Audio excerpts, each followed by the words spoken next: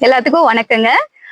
இல்லத்தரசிகளுக்கு ரூ. 8,000 கூப்பன் நமது தமிழ்நாட்டின் முதலமைச்சர் அவர்கள் அறிவித்துள்ளார்கள். அதுல பாத்தீங்கன்னா என்னென்ன பொருட்கள்னா mixie, grinder, fridge, washing machine, உங்களுக்கு என்ன பொருள் வேணுமோ நீங்க விரும்பிய பிராண்ட்ல விரும்பிய பொருட்களை உங்களுக்கு வீட்டுல என்ன இல்லையோ நீங்க அதெல்லாம் வாங்கிக்கலாம்னு சொல்லி நமது தமிழ்நாட்டு முதலமைச்சர் சொல்லியிருக்காங்க.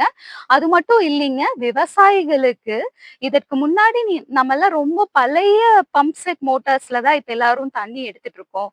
அதனால அதிநவீன மின்சார பம்ப் செட் நமது தமிழ்நாட்டின் முதலமைச்சர் அனைத்து விவசாயிகளுக்கும் வழங்க உள்ளதாக வாக்குறுதி வழங்கியிருக்காங்க. இது போக நம்ம பள்ளியில படிச்சுட்டு இருக்கக்கூடிய குழந்தைகள், பெண்கள் ஆகட்டும், ஆண்கள் ஆகட்டும், புதுமை பெண், தமிழ் புதுவன் திட்டம் 2 திட்டம் இருக்கு. அதுல பாத்தீங்கன்னா இப்ப பாத்தீங்கன்னா கடந்த ஆண்டுகள் எல்லாம் ரூ. 1000 குடுத்துட்டு இருந்தாங்க.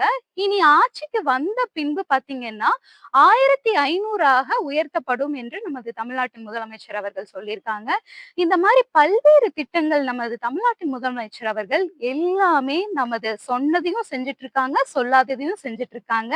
அதனால நமது மொடக்குறிச்சி சட்டமன்ற வாக்காளர் பெருமக்கள் அனைவரும் நமது திராவிட முன்னேற்ற கழகத்தின் தலைமையிலான மதசார்பற்ற முற்போக்கு கூட்டணியின் வெற்றி வேட்பாளர் திரு செந்தில்நாதன் அவர்களுக்கு வருகின்ற 23/4/2026 அன்று என் மூன்றாவது பட்டனை அழுத்தி உதயசூரியனுக்கு வாக்களிக்குமாறு மொடக்குறிச்சி சட்டமன்ற வாக்காளர் பெருமக்கள் அனைவரையும் அன்புடன் கேட்டுக்கொள்கின்றேன். நன்றி, வணக்கம்.